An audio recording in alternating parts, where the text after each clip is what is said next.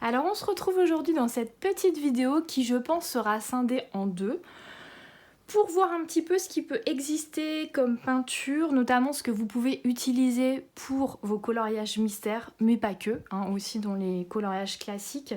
Donc aujourd'hui ce sera plus axé sur la peinture acrylique et je pense que la prochaine fois on verra ensemble la peinture, la gouache, mais bon il y en aura beaucoup moins. Donc là... oui, cette vidéo aurait été un petit budget, elle m'aura coûté cher. Comme vous voyez, on a un peu plus d'une dizaine de tubes de peinture différentes. Alors il faut savoir que tout ça, c'est des marques que vous pouvez trouver très facilement sur Amazon, dans votre Cultura, espace culturel, etc. J'ai pris volontairement que des choses faciles à trouver. Et d'ailleurs, la majorité de ces peintures sont fabriquées en France.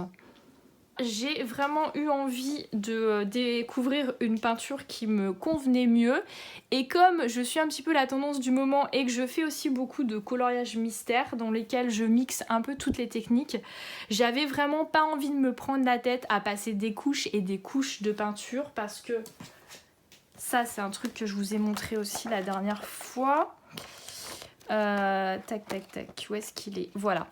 Dans ce colo-là, qui est fait entièrement à la peinture acrylique, il y a 3 couches, voire 4 couches de peinture au niveau de l'œil et là, même de l'ocre, là, ici. Et on voit toujours les traits en dessous. Sachant que les traits, à la base, ils sont pas très foncés déjà. C'est même pas noir, c'est gris. Et avec 3 couches de peinture, on n'arrive même pas à avoir quelque chose d'opaque.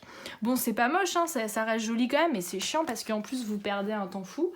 Et moi, le but du coup de tous ces essais, c'était vraiment de trouver une peinture où 2 couches et puis basta, j'avais un rendu quasiment nickel, quoi. Voilà.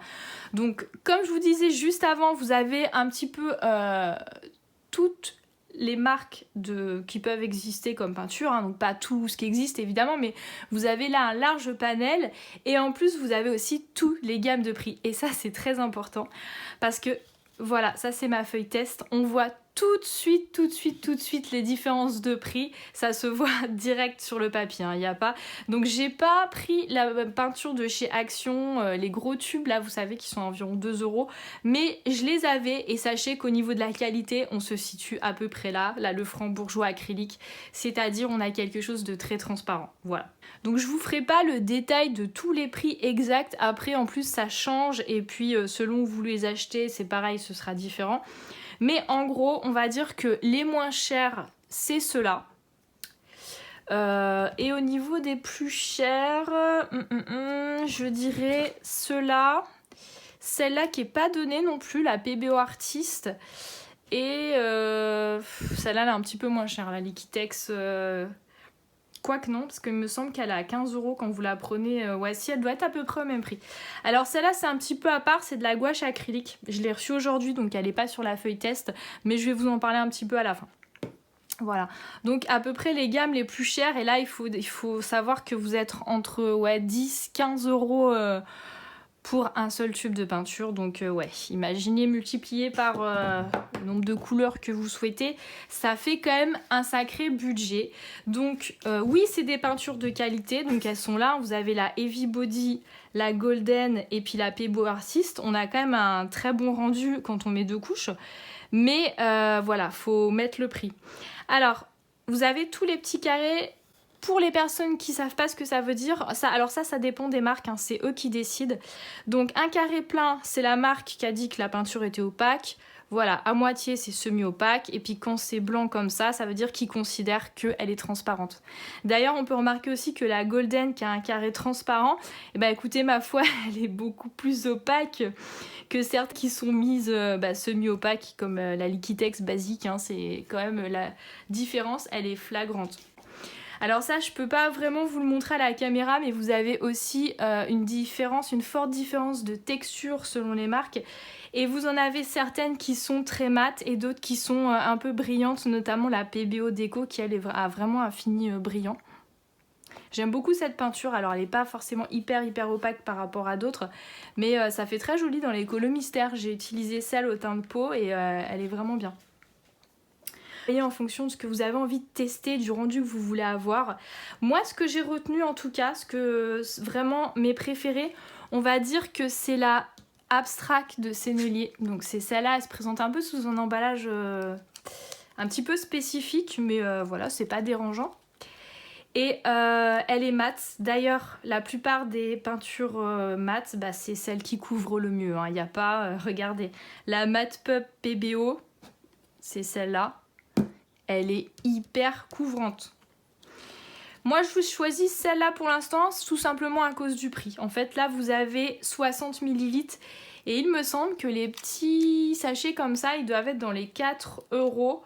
Donc c'est largement, par rapport à la qualité, à l'opacité, franchement c'est très très bien. Alors là, celle-là, je ne sais pas, ouais, regardez, celle-là, elle fait 80 ml. Vous avez à peine plus, elles sont aussi dans les 4 €. Peut-être bien un petit peu moins cher, mais ouais, on est vraiment dans le même ordre de prix. Mais alors la qualité, enfin l'opacité plutôt, parce qu'après, voilà, la qualité, ça regroupe pas que l'opacité. Hein. L'opacité n'y est pas du tout, du tout, du tout. Voilà, donc clairement ces peintures-là, ces deux-là, je ne vais pas les garder, je vais les donner parce que plus avec autant de jaune, il n'y a aucun intérêt. Et je pense que je vais plutôt partir sur cela. Alors bien sûr, là, je vais utiliser tout ce que j'ai, mais après, quand je compléterai un petit peu ma gamme... Et la Matte Pub que j'aime beaucoup, qui est très très très opaque, je l'ai déjà en blanc et pour moi c'est un des blancs qui est le plus couvrant. Par contre, ce qui m'embête un peu, c'est le packaging qui est pas forcément hyper pratique. Voilà, ça s'ouvre comme ça. Et vous avez un couvercle qu'il faut retirer avant. Ce que j'ai peur en fait, c'est que là pour l'instant il est neuf, mais c'est qu'après quand le pot va commencer à descendre, qu'il y aura vraiment beaucoup d'air, j'ai peur qu'elle sèche. Bon, je sais pas, on verra si c'est le cas ou pas. Ensuite, qu'est-ce que je pourrais vous dire de plus ? La flash est pas mal. Elle se présente... Alors là, je l'ai en petit tube comme ça, mais je sais qu'en magasin, vous la trouvez en pot comme ça, en petit pot en verre. Je l'ai en rose pastel et le rose pastel, il est très très très couvrant. Et ensuite, il y en a une autre que je voulais vous montrer. Voilà, c'est celle-là. Celle-là qui est vraiment pas chère du tout aussi. La Studio Acrylic High Viscosity, donc qui a une consistance assez épaisse. Bah, celle-là, elle est pas mal du tout. Hein. Je crois qu'elle est dans les 5 € aussi. Et l'opacité est pas mal. Alors là, il faut vous dire aussi que vous n'avez pas forcément les mêmes nuances de jaune, donc ça fausse un petit peu visuellement le rendu. Mais voilà, on arrive quand même à voir l'opacité. Hein. Alors, je finirai avec la Liquitex gouache acrylique que j'ai reçue aujourd'hui, que j'ai testée, mais là, je peux pas vous la montrer, donc c'est pas sur ce papier-là. On est à peu près, au niveau du rendu, on est, je dirais...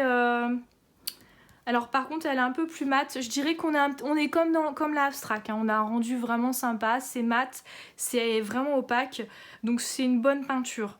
Voilà, donc j'espère que cette vidéo vous aura été utile et surtout pour compléter tout ça, n'hésitez pas à me mettre en commentaire vos propres expériences avec la peinture acrylique, que vous ayez pu tester celle que j'ai déjà présentée ou que vous en ayez essayé d'autres tout simplement.